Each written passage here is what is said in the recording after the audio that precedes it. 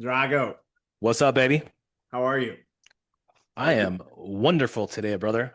Yeah, we Living the got living the living the dream out here in Las Vegas, Nevada. we got a friend of yours on, the first person that ever said yes to your bullshit cold calling. That was a fun story. What I'm super excited about today is, we had a great story last week about an alcoholic and someone who was just out of control in their life and now achieving at a high level. Now we get another person who's achieving at a high level, but it's our first real intervention that worked where people noticed, hey, this guy needs some help, and they were part of the problem and partying with him, but still had the wherewithal to say, hey, we're bad, but you're worse and you need help, right? So I loved kind of our pre-episode meeting with Rick and hearing his story. So I'm super excited to share it. This is Third Chance Recovery, and it's called Third Chance because we've been given more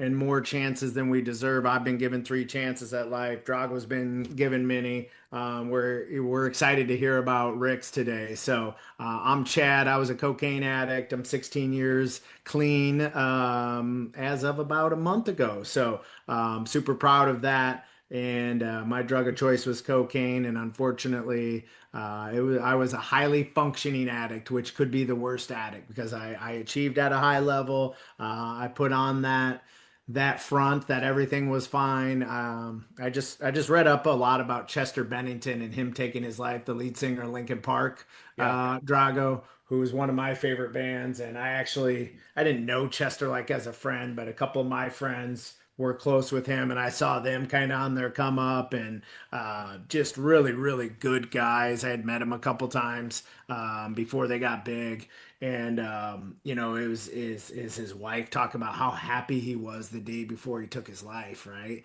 So it just made me think back to those times of addiction. I was like, yeah, I was always smiling. I was always the life of the party. I had all the nice things, so no one knew the emptiness and the loneliness and the rock bottom I was going through. So I'm sure Rick can share with that story as well. But it just made me think that, if you know somebody that needs help, we want to inspire you today that interventions do work. Rick's living proof of that, and we're excited to hear his story. So tell him a little bit about your drug of choice, Drago, and why you're here, and anything else you want to share.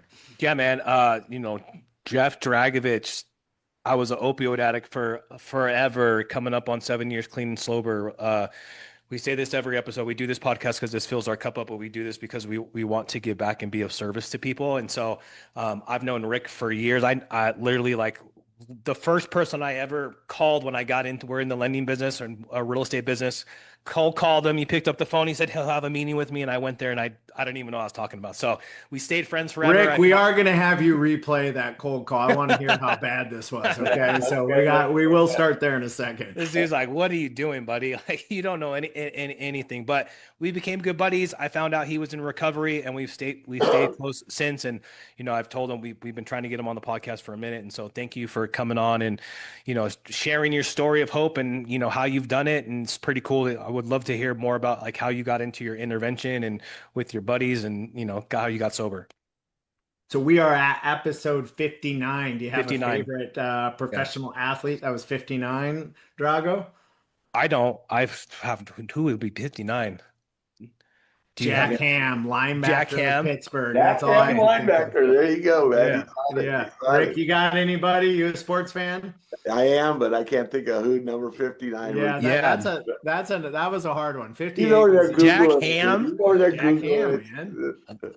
Don't you remember Jack Ham? He was Yeah, dude, he looked all brutal. crazy like a monster, right? Yeah. With the That's crazy right. dude. Yeah. Yeah. Yeah, probably how we all looked at our rock bottom. That was Jack Ham. So, Rick, tell us a little bit about your story. I always love kind of hearing, hey, this is what started it. This is probably why I started to become an addict.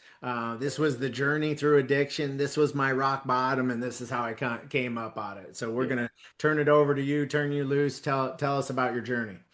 Yeah, I kind of started as a teenager, a young teenager. Growing up in the 70s, it was like very common. everybody was smoking pot, everybody was doing acid, yada, yada, yada, and drinking beer. And that was the party scene that went on. I always stayed pretty high functioning of it. You know, it was a weekend type of thing. I would get high during the week too, but maybe not during school hours or maybe not, that type of thing. And then, we all basically had a group of us. We all partied together all the time. As we grew up, I always, I had my motivation to be successful. And probably it was because I wanted more drugs, right? And more partying and more girls and more all that stuff, right? And so that was kind of the differentiator between me and some of my friends is like they were just happy to sit at home and fucking get high, right? As I got older, the So you had all the addictions. oh yeah, bro, I was an alcoholic. What happened is it kind of evolved into a Coke, Speedball, alcohol thing as I got older. That's probably what really fucked me up the most, doing, up and down all the time. And it started with, doing some speed and then smoking pot and drinking beer, and it kind of progressed as it was going along. You find the right concoction, and I can relate with that. Like you're doing this, and then you try a little bit of that, and they're like, oh, okay, if I mix this and this, I kind of like the feeling here. Yeah, exactly, exactly. Yeah, and so that was basically I was functioning on that, hey, I need some uppers during the morning so I can get going and fucking go out and sell and you know, keep my job and all that kind of good stuff. Um, and then, at nighttime, okay, I got to come down from all this shit so I can get some kind of sleep or whatever. Or I just stay up till 3 or 4 in the morning, and just amp myself up in the morning, right? Um, and then you kind of get addicted to that concoction is a perfect word for it, Jeff. Your lifestyle becomes that. And it worked. I mean, it worked. I remember talking to people before and, hey, you're out of control when you're drunk, Rick, blah, blah, blah, blah, blah. And it never really hit me. I was always like, yeah, yeah, yeah, I was just drunk. Fuck it, man.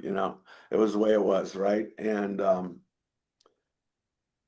so I was probably out of control probably 2 or 3 years before the intervention at the minimum, maybe 5. Um, I can think of behavior things that I did that most people would be like, what the fuck, dude? And it was like a normal day for me, right? Yeah.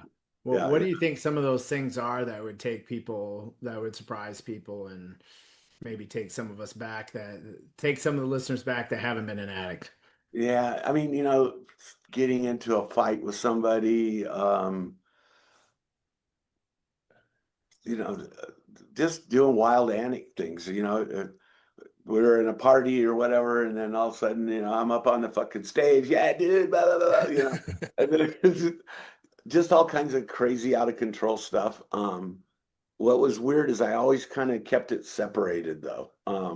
It was like I had that daytime persona that kept me at work and kept me trying to be successful. And it was because I had gone through some periods where I didn't do that and I was so out of control, where I get up, drink and speed right from the get-go. And that wasn't, I didn't like that. I didn't like not being a functional person for what, maybe it's that success orientation or something in my head, but I never liked that. I didn't like the way people treated me when I was that way. So I always kind of kept that borderline where, hey, I'm doing this during the day, I'm doing that during the night, yada yada yada. Where it kind of got out of control is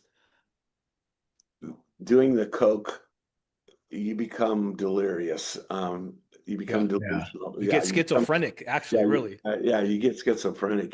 Came delusional, and I didn't see that in myself. I did not notice that. That's what Yeah. why the intervention worked for me, right? What age was that at between like starting I, to drink I, at 13. When did the pot start? And then when did the cocaine come in? pot started right away. LSD 13. started right away. Speed started right away.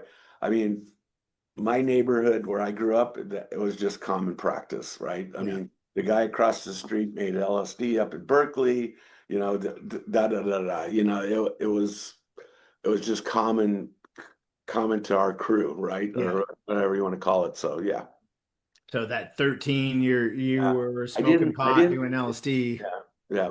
I didn't Wow. start doing coke until maybe my mid 20s. Hmm. Yeah, somewhere right around there. Yeah, is where.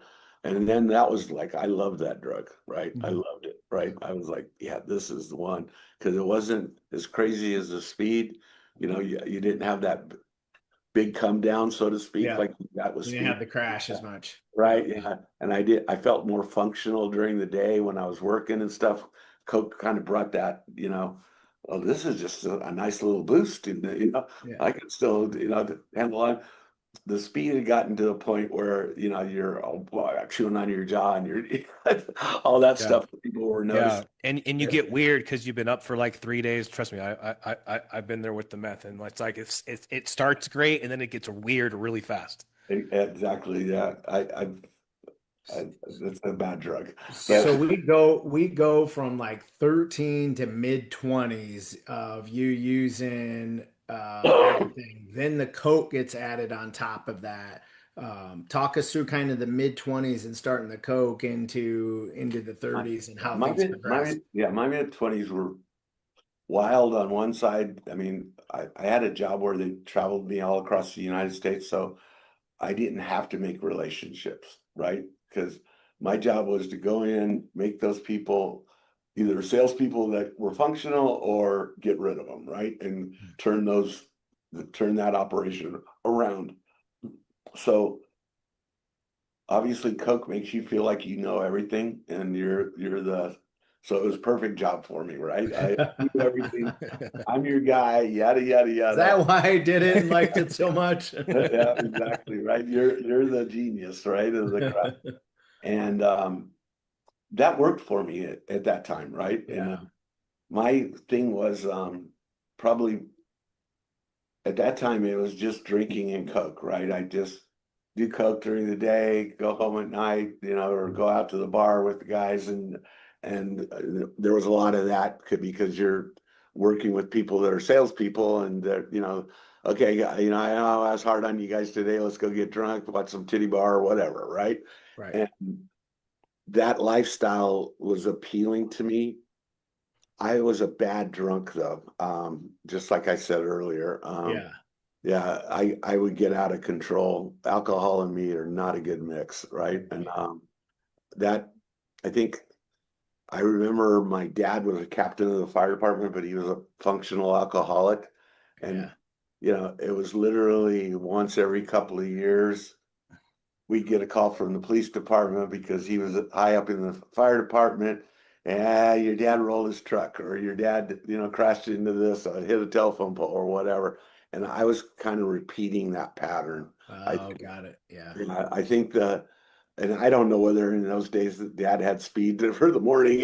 I don't know. I don't know. Right. But Well, I, yeah, it's like we don't escape our lineage when it comes to addiction, right? If Well, there was a alcoholic, if there was a drug addict in our lineage, then it's probably going to affect us the same way, right? Now, there are those people that can go out, I went to school with some of them. They could go and smoke pot, do acid the night before, and go get a perfect score on their test, right? But yeah, that's not me. My the proof of my lineage is they can't handle alcohol, they can't handle drugs.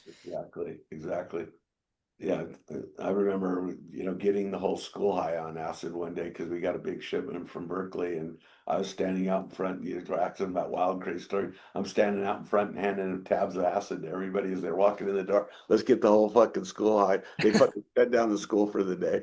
You know, the clocks were melting and all that kind of stuff. So I was pretty wild when I was young. I Yeah, didn't really get into alcohol too much until I was probably 16 or 17, yeah, beer, mainly at keg parties or whatever. But as I got older, that became super, super important, right? It was, Always successful within your job, though. It yeah, never impacted your job, it sounded like. I'm sure it did. I just didn't notice it. Yeah. Yeah, I mean, I thought I had it all under control, right? And Yeah. I knew I was out of control when I had the intervention. I knew that I was out of control. You Yeah. know, I I couldn't function well at work anymore. And I think going Talk about that build up a little bit. Talk about that build up. Hey, we're coming out of our mid 20s. We're getting into late 20s, early 30s.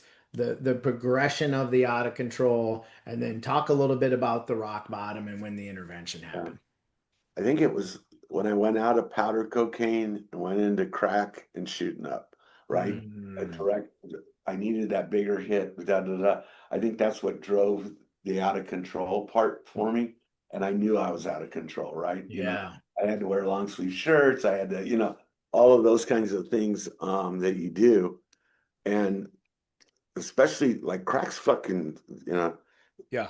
that's hard to kick, bro. It's not you get used to that pipe, and all of a sudden it was, I had to run in the bathroom every fucking 10 minutes to get another fucking hit, right? Um that probably, it was where I knew I was out of control because I couldn't stay on task with the people I was training or people that I was Yeah. working with, because I'd be like, yeah, yeah, yeah, yeah, and then you do this, da, da, da, da, da, and yeah, hey, I gotta go to the bathroom. I'll be right back, right? And that was in my back of my mind. I knew I was out of control then, but that's also what kind of So broke. so at work, smoking while at work, Right, exactly. It couldn't was go, couldn't even stay on task and go more than 10 or 15 minutes without having to go in the bathroom and take a rip. exactly, and Yeah, That's that's what, I can relate to that 100% too, because like I like had a little thing with meth and then having a job and then the same thing, like always it doesn't work the same when you keep doing it for a long time, right? And having no, to no, no, yeah, exactly. You got to and keep, then being up. stuck in the bathroom for like 30 minutes and they're like, Are you okay?" I'm like, "Yeah, I'm good. I'll be on in a second." Exactly, exactly. the human body is an amazing thing. We put this poison in us and it builds up a tolerance. And then, to get the effect that you want to have, you have to keep doing more. You have to change, or you have to try a different, more potent drug. And this is where the vicious cycle comes in. This is where overdoses happen. This is where, really bad addiction comes in. And, Rick, I can't imagine kids now with fentanyl and the drugs that are out in the street now that hook you on your first or second, dose.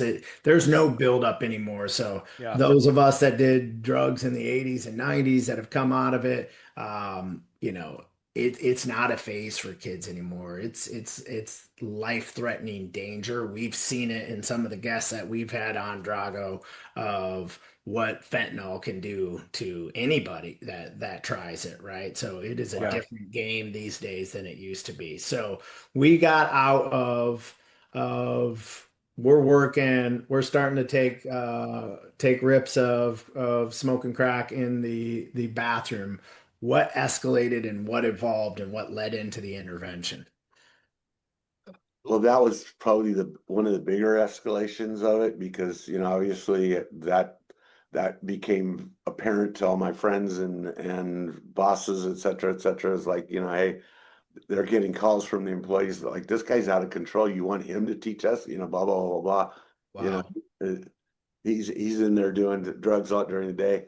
I started doing speedballs at that time at night, right? So I was mixing heroin with the coke. That was kind of like, okay, another escalation. Mhm.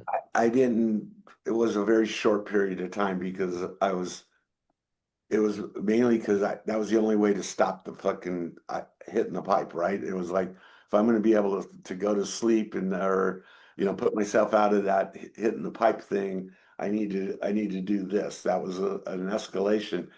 Luckily, that's when I got the intervention, because I probably would have died, right? Because Yeah. yeah, Yeah. the tunnel is where you want to go with that, right? You're looking for the fucking bing, bing, bing, bing, bing, Yeah. bells, right? And so I yeah, I didn't realize how close to death that was, you know, in my mind. And so I think that when I did go through the intervention and did get the help I needed and woke up, so to speak, in 5 days later after, you know, probably hadn't slept in who knows how long, right? That realization of that is what locked it in for me. Because you know, when it is like people that were very, very close to me were able to visit after the first week or 10 days. And they were like, oh my God, you look so much better. Oh my God, you know, Wow. but, you don't know what we've all been worried you were going to die, right? You were Yeah. gonna die. And these are party people. I mean, it wasn't like they were, you know, sober themselves per se, you know, there was one or two that were, but the most people were, they were all party people with me. And they were like, we had to do this, Rick. You were going to die. Yeah. You don't understand. You know, we'd see you and you'd just be out of it completely. And that realization is probably what locked it in for me. That okay, I got to do something else because I enjoyed partying. I like partying when I'm sober. You know, I like going to things and you know everybody else is drinking and what have you, and I'm just as animated on my iced tea, right? Yeah. So yeah, and that part of life is very, very appealing to me, and being able to make that something that you can do while you're sober, that's probably the hardest part of the transition for me. At first, you know, I got married 2 years after that. It was all about my family and kids, and you know, I was more introspect. I got out of sales, went into manufacturing so that it was all mathematical and in my head, so that I didn't have to be in those situations. Mhm. And as I had been sober for 10 years plus, then I realized no, I could still be Rick and have fun and do what I wanted to do and not have to have drugs or alcohol involved in it. He Tell brought us back the fun. about tell us about the intervention. Sorry, Jeff, did you say something? I was saying he brought back the fun. We talk about the four F's, right? Yeah. Yeah. Yeah. Yeah. So tell us about the intervention, who was involved, how did they do it, and how did it turn out? Obviously, you got help, but just talk us through the actual intervention. What did it look like? How did they go about it? And then maybe you can just end on if there's somebody out there, one of our listeners knows somebody like you were and needs this help and is afraid they're going to die, how should they go about getting an intervention, what worked for you, and just any advice you can give I them. was a little off the wall, so I don't know whether that's the right answer on that. But so at first it was my boss, you know, the vice president of the company and the owner of the company are calling me and saying, you know, we've got you checked into I think it was a care unit at the time in Orange County, right? In Huntington Beach or wherever. And we've got you checked in. You need to be here within 48 hours or you've lost your job. And it was very blunt and to the point. Mhm. And you know, of course, as an addict, you try to, oh no, I got it, you know, blah, blah, blah, you know, you guys are out of control. Yeah. And it was like, there's no discussion on this, Rick. There's two choices. You can either be down here or you can lose your job. It's your call. We're not here to tell you how to run your life, blah, blah, blah, blah. And they were probably the beacons of sanity in the whole situation. Yeah. What great bosses, though. Like that Yeah, is just, dude. in the world we live in now, I can think of Well, that's how that's a testament to the type of relationships Rick, makes, right? Like he connects with these people on a deep level and they care about him. yeah. Yeah. Yeah, I'm sure that's part of it, but just, now it would just be like you lost your job because of drug use, right? Right. Yeah. That's amazing Exactly. that you had. Exactly. And at that point in time, they contacted my friends because I had brought people into the company, obviously that had known me for years, and of course they were all partiers too. So then they called me and they said, you know, Doug said you were really pissed. you're upset that they're fucking doing this, but Rick, why don't you come down? We all, let's all talk, let's have a party, da da da da da, and then you can make your decision, one way or the other. But we're all worried about you too, bro. Yeah. And So these are friends that we're using alongside with you, right? exactly, that's what I'm getting at. They're like, and I'm like, what are you guys worrying about? What the, you know, you That's know, wild. You're right here doing it with me. right, exactly, right. And like I told you guys earlier, I went down there. They had a hell of a party for me. We fucking stayed up all night doing coke and fucking drinking and carrying on. And all of them made a point that you've got to do this, Rick. You may not know what's going on, but you've lost 50 pounds. You can barely fucking talk. You can't function. Da da da da da. You know, all of those things were conversations while we're drunk and while we're fucking high, right? And maybe that was their addict coming out in them, going, we know better, right? Yeah, Yeah. and stuff. But it. I remember going in the morning when I finally woke up and I had to be there. I was like, I can't do this, guys. This is bullshit, da da da. And they were, everybody had spent the night because it was over at a friend's house, and we're all fucking, that I'm like, just give me a fucking line. I don't want to do this. Fuck this job. I can go get another job. Da da da da. And all of them were really steadfast, and it's like, it's not the job, Rick. Because in my mind it was the job, right? And I convinced myself, oh fuck it, I can just go get another job. No one would have hired me at that point in time. I barely talk and what have you. And they put it to me as like, no, this is you're gonna die, bro. And so you got to give them credit for being addicts and all that. Going, hey, this, you're gonna die if you don't do this. At least it's only 30 days. It's only gonna be, I wound up being 45 or 60, I think, because I was pretty fucked up. But it's only a short period of time. You're gonna get healthy again, da da da da. And then if you want to party with us, we'll all party, right? But at least go through this so you don't die. And I think, I think that really locked it in. I said, okay, fuck it. And so I drove down here and checked myself in. And of course I had fucking probably an ounce on me, blah, blah, blah. And the lady's like, did you bring your drugs to party while you're here? And I said, well, yeah. And I'm like, I knew I'd need a couple of hits to get through this at least. And the lady that was checking me in, she's like, well, you can't do that. So, why don't you go out outside, do whatever you need to do, and then come back in. But you can't bring drugs in here with you. We can't have that around other people. And I was like, okay. So I went back out to my car and fucking just got blasted. Walked back in the door and I said, okay, I'm ready now. And they said, searched me and did the whole searching thing, took away my phone at the time, blah, blah, blah, blah, blah. And they went through the process. And basically, I was all amped up and they're like, we're going to give you some medicine to help you with getting to sleep so that you can sleep. And they gave me some kind of downers or whatever, Thorazine or who fucking knows what. And then I was out for 5 days, just. They detoxed you. Yeah, detox me. It's, thank the fucking Lord for that, right? So tell us a little bit, what happened of the friends after you get out? What did your life look like after you're out of rehab? How long have you been clean? And just anything you wanna share and end on. Yeah, so I've been clean for 35 years or 36 years now. Congratulations. Yeah, I started as a green clean.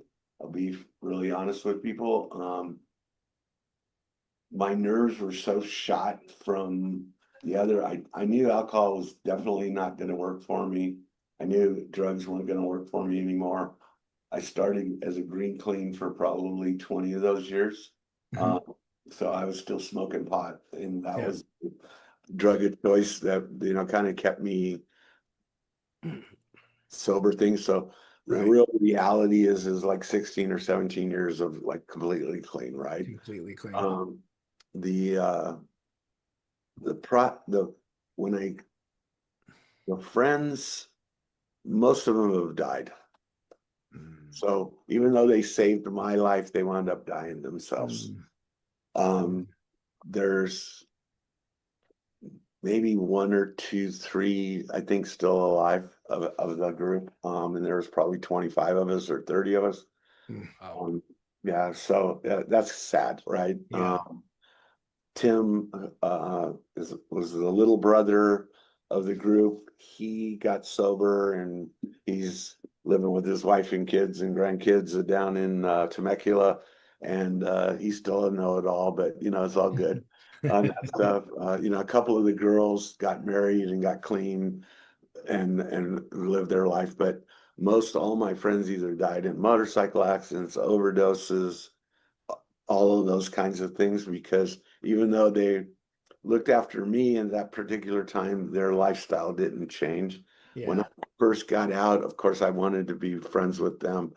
And because we'd all been tight for years, right? And something changed. I just didn't like them anymore, or not like, but you know what I mean? I just didn't.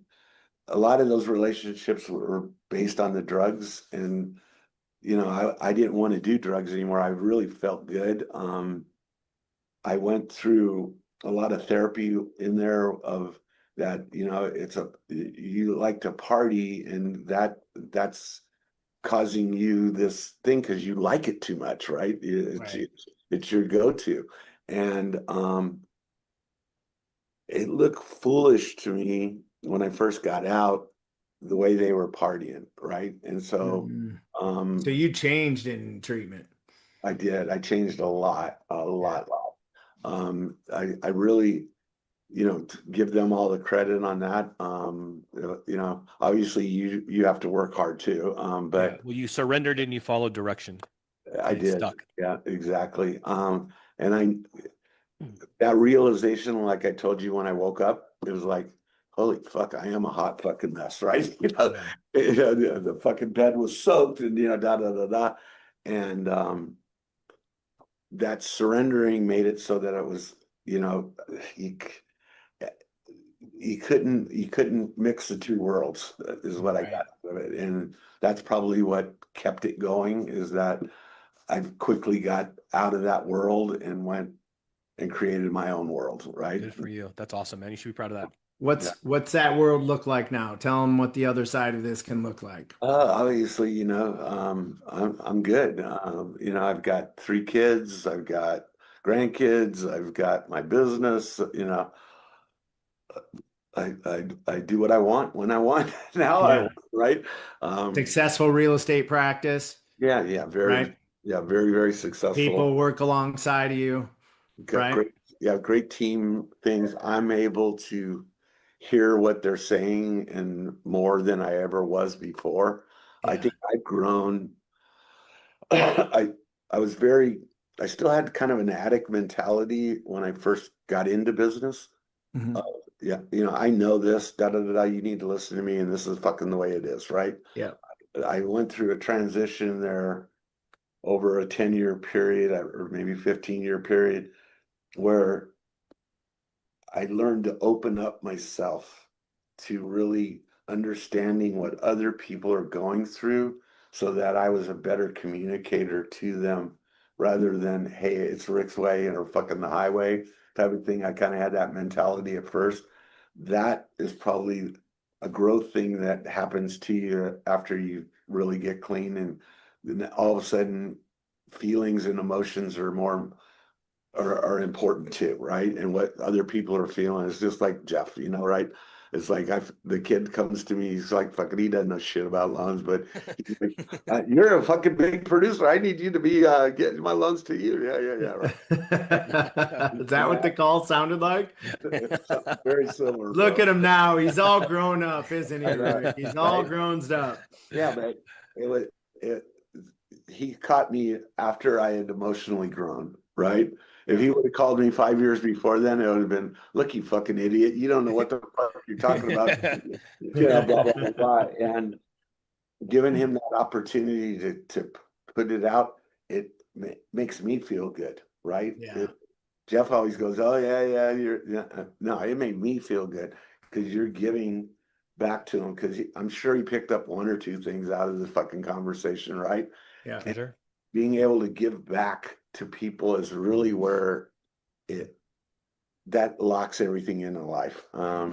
As I get older, it's more and more important to me, right? It's like sometimes I still have my Rick come out. I call it the other Rick, and it's like, God damn, you ain't listening, motherfucker. This is really basic, But Yeah. uh, I usually I'll turn it into what they asked me, and then say, here's what you said you wanted to do, and here's how you wanted to do it, da da da. But you're still doing it the other way. How do we get you to really accomplish what you wanted to do? And that's a big growth point for me. I mean, Yeah. that's huge. Well, you get stuck and you're feeling down. I've been there many times myself. Just go serve others, Yeah, right? Go right. go down, Exactly. go down, help some people out that don't have a meal. Go to your local shelter. Go to a food drive.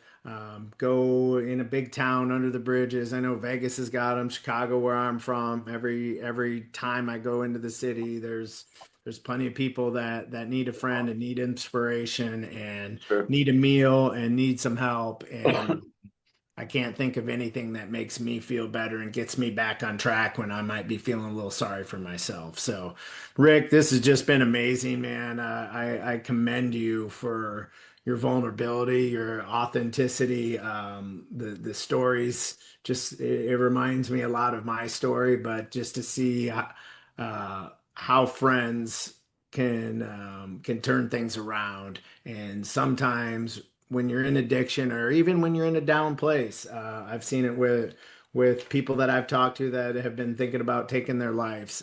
You just can't see what others see in you, and it's listen to those people. Even if they're addicts with you, like Rick. Now, I wouldn't recommend having a blowout party right before you go to rehab. That's Rick's story, right? Yeah. So we're not sanctioning that as part of the intervention here, but that's part of Rick's journey and that's part of Rick's story, and everyone's going to be unique and different. And I'm here to tell you, I've talked to 3 people in the last 2 weeks that needed desperate help, and we've got it to 2 of them. A third we're waiting to hear back on, and I love doing this. It fills my cup. So if there is anybody who needs an intervention, I'm sure Rick would be willing to talk to him. We have our friend Dave at Vegas Stronger that has done that before. We're here to support that. We'll help facilitate those introductions. And if you know someone that's battling addiction and needs some help, we are here to guide them through that. And we can't always do it. Drago and I don't really know how to do it ourselves, but we have resources that do. So just say something like Rick's friends did before it's too late. Drago, Yeah, go ahead dude. and take us out, and let's let Rick have any final thoughts after you're done. Yeah, thank you guys so much for taking the time out of your busy day to sit with us and celebrate recovery. We do this because we not trying to get famous on social media. We're trying to do this because this fills up our cup, right? We want to help, we want to serve. So if you're thinking about getting into recovery, you need a hug, you need a phone call. I say it every episode. I'd much rather go, take a phone call from you at 3 o'clock in the morning than have to go to your funeral. We are always available. Both me and Chad put our personal mobile numbers in the comment section. I'm sure Rick would do the same thing too if you guys need somebody to talk to. But Rick, dude, thank you so much for coming on. Your story is wild. I love you, man. I love that you're in my life. I love that you gave me a chance to, connect with you because we've been buddies. Any final words you want to run out with? It's all good, man. Just get it done. That's the name of the game at the end of the day, right? Yeah. However you can do it. I mean, I've seen other friends, just like I was talking about Tim. He just had to hit that rock bottom on his own. It wasn't a family intervention. It wasn't a friend intervention. He just felt like it was holy shit, right? And Yeah. whatever method works for you, you just got to do it. I mean, at the end of the day, you got to make yourself a whole person again. Is the easiest way to put it. You know? Amen. Yeah. God bless you, Rick, brother. thank you so much. If we can help anyone listening, I know you changed some lives today, but no, we're here to continue those conversations. You This got has it. been great. Thank you, buddy. Love you guys. Thanks.